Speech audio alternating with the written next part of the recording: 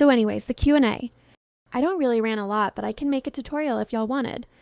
I got into the Project Seiki fandom because of the Q Kurarin trends. And I don't rant a lot, but Comet Rants kinda inspires me. Kapkut. Not much, actually.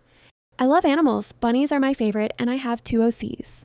I don't listen that much, but I listen to Vocaloid songs more. I like BFD, and I don't play Roblox since the updates now, but I'm still in many fandoms. And I like it a little... Cats hehe. I learned it in YouTube when I scrolled on Q Kurarin trends, and I got good at it for playing 24/7.